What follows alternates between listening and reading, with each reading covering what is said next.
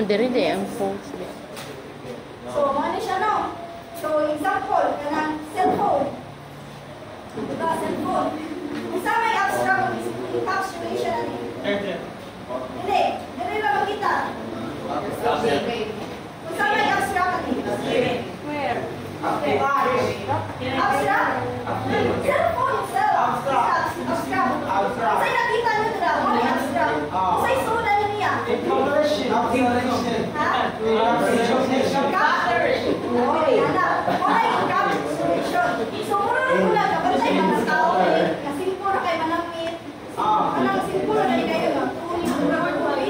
Kaya mo din na siya, ang high niya na niya, may beginner na siya, mo na siya, example sa encapsulation, abstraction. So, nasabdan na rin po. Yes! Nasabdan na?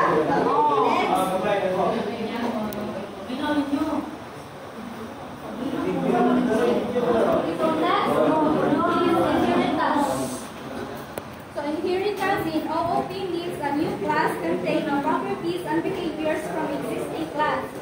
Examples, the classes sa saklinan can inherit like color and actions like drive.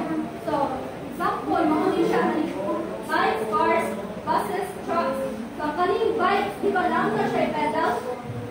Na siya pedal, so mahunin na i-upgrade, pero naalang di ba na i-upgrade ka na kuha siya, race ba, na bike.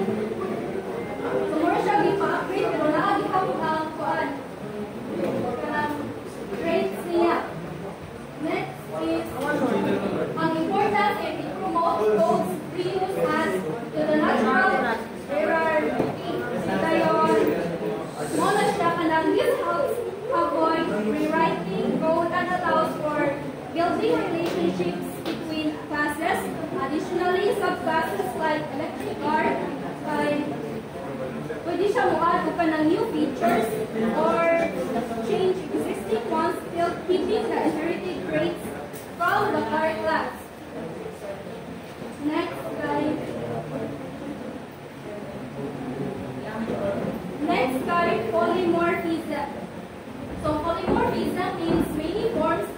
It allows methods to do different things based on the option it is acting upon. So, nag-aanda mo example sa polymorphism sa real life. So, example lang niya kay a person. A person at the same time can have different characteristics.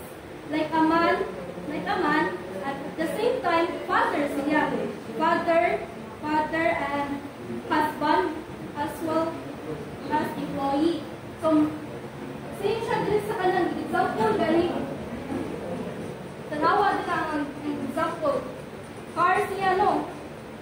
Different ang niyang kuhan galing kanang different kanang design, different colors, pero